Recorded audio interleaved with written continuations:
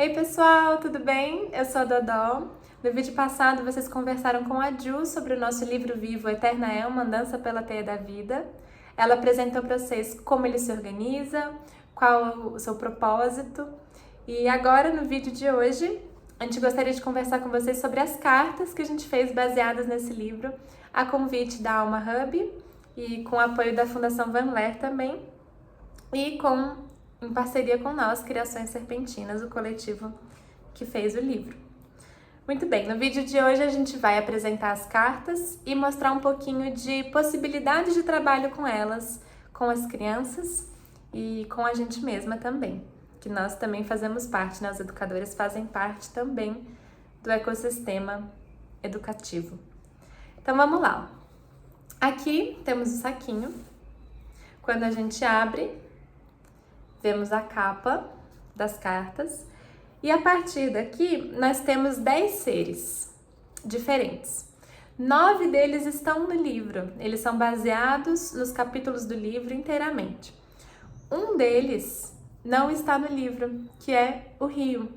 A gente pensou que seria muito importante trazer o rio nesse contexto urgente da gente repensar as nossas relações com as águas, curar certas relações e estabelecer novas formas de estar com elas e de entender os impactos dela na gente e da gente nelas também. Por isso a gente trouxe o rio para a gente fortalecer essa presença e esse processo de relação com as crianças e com a gente mesma. Vou apresentar aqui os seres que a gente escolheu. Então, no livro são 28 seres, mas aqui nas cartas a gente fez uma seleção de 10. Temos aqui o tinguilho cerrado, a anta, as algas, a nuvem, o minhoco-su, o sol, a formiga saúva, o pica-pau de cabeça amarela, a lua e o rio. As cartas se organizam da seguinte forma. Vou pegar, por exemplo, aqui as algas. Você tem aqui na parte da frente o desenho das algas e na parte de trás você tem o título da carta, um pequeno texto em primeira pessoa da alga falando sobre a experiência de vida dela, sobre como é estar no mundo, sobre algo que ela tem a nos dizer, muitas vezes em formato de sabedoria. E aí, depois tem um pequeno convite para a gente fazer alguma proposição física, alguma brincadeira que conecte você com a alga, que faça a alga se aproximar do seu corpo, se aproximar da sua subjetividade. O texto é muito baseado no que está no livro, mas a gente achou que fazer em carta seria muito legal como forma de aproximar do cotidiano esse livro. As cartas são dinâmicas, né? Elas têm um formato mais de estar à mão com mais facilidade e mais não estruturadas, então elas favorecem outras possibilidades de relação. Por isso a gente traz as cartas como um outro convite de relação com o livro. Muito bem. Então, temos algumas sugestões de atividades que vocês podem fazer baseadas nas cartas e junto com elas, mas a imaginação de vocês, a criatividade, a autoria pedagógica é infinita. Eu acho que entendendo o princípio, os princípios, os processos, os valores da Eterna é, nosso livro, tudo pode ser muito bem-vindo e contribuir muito. Mas a gente vai trazer aqui algumas possibilidades para vocês pensarem, dar aquela mexida nas ideias e quem sabe até com a prática a gente sabe que elas também se transformam, né? Mas vamos lá, as nossas sugestões são 5 formas da gente se relacionar com essas cartas, com as crianças e com a gente mesma. Primeira sugestão é de harmonização de conflitos, tanto internos quanto externos, na turma, né? Quando, por acaso, vamos supor, alguém tá com algum tipo de aperto emocional, tá passando por alguma coisa, teve alguma briga, tá num momento sensível, tirar uma carta pode ser interessante porque os seres, eles conversam com a gente sobre as sabedorias deles. E muitas vezes eles podem contribuir para a gente pensar diferente do que a gente pensaria normalmente e experimentar outras possibilidades de ficar bem, de experimentar esse cuidado, né? Então, por exemplo, a criança ela pode estar aqui e aí ela sorteia, por exemplo, o pica-pau, num momento de aperto no coração. Eu falo as crianças, mas reforçando aqui também os adultos. O pica-pau. O pica-pau, ele fala muito sobre as possibilidades da gente se proteger no meio de um risco. Porque o pica-pau, ele tem esse bico que ele faz muita pressão nas árvores e é tanto movimento que poderia machucar muito a cabeça dele, né?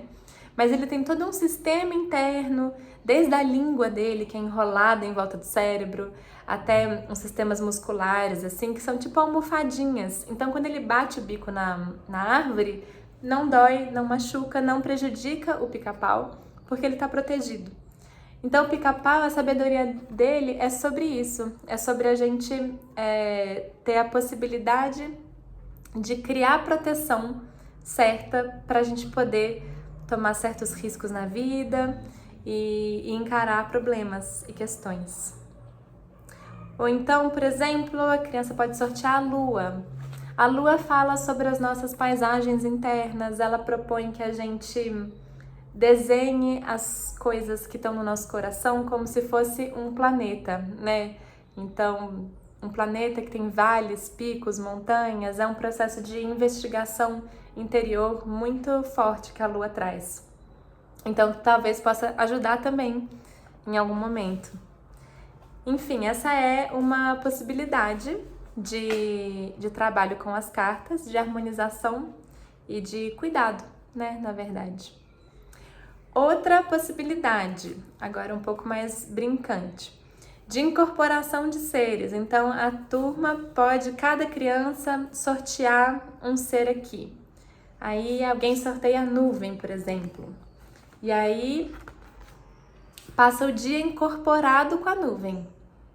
Vai brincando de ser a nuvem, como é ser a nuvem, que tipo de coisas ela propõe, como é ter um corpo de nuvem, uma cabeça de nuvem.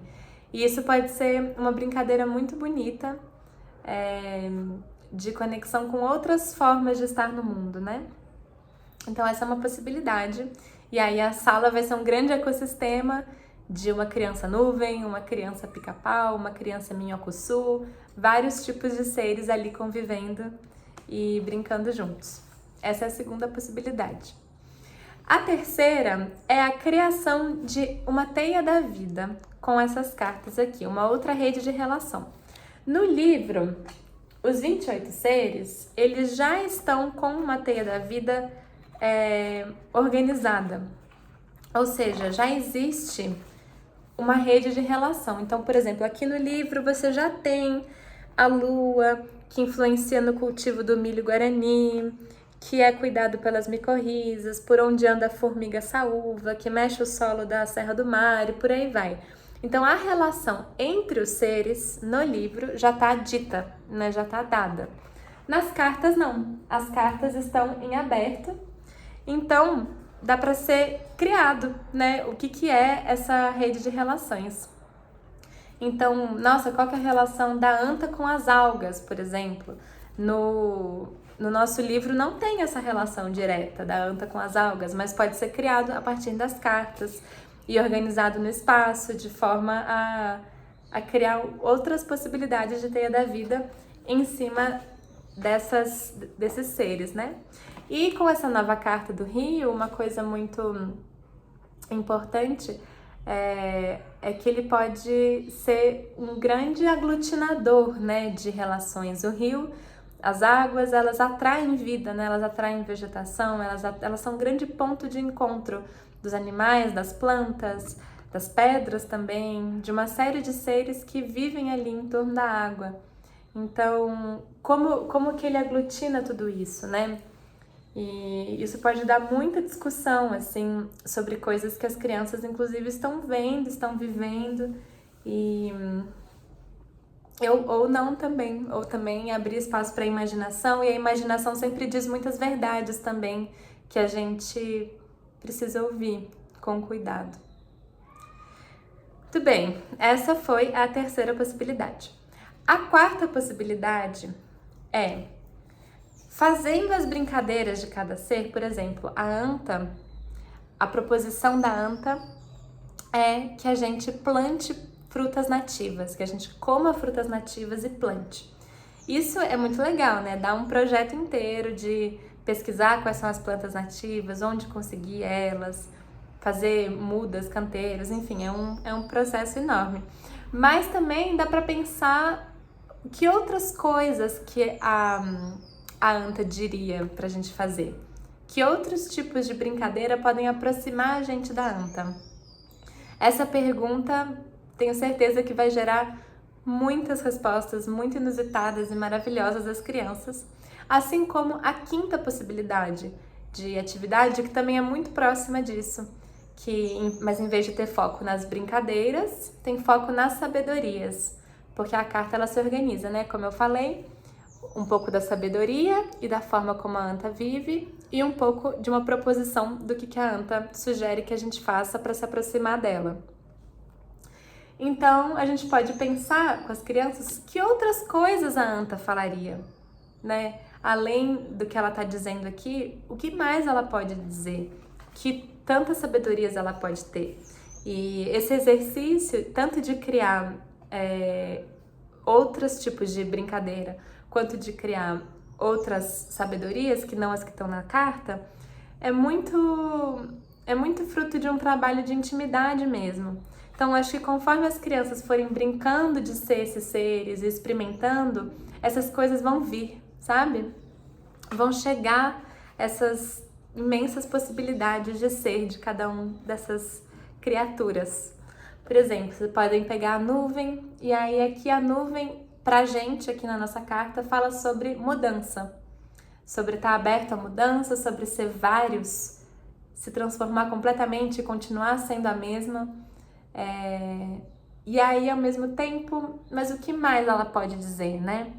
Então, as crianças podem sair, sentar, olhar o céu, conversar com as nuvens, estimular essa forma de escuta, que é com o ouvido, mas também é com todos os sentidos, né? É com a intuição, é com o cheiro, é com o tato.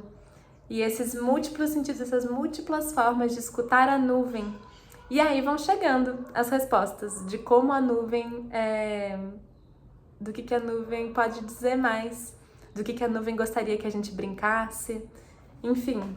E a gente tem certeza que vai sair muita coisa super interessante. Aliás, ficamos inclusive muito curiosas para saber tudo que as crianças de vocês vão pensar e vocês também. Então é isso, gente. Fica aqui a nossa sugestão de 5 tipos de atividades, mas é aquilo. A liberdade pedagógica, a criatividade imensa que vocês têm é super bem-vinda para ter muitos desdobramentos disso tudo e novas criações. E se quiserem compartilhar, nós adoraríamos saber também. Valeu, pessoal! Até a próxima!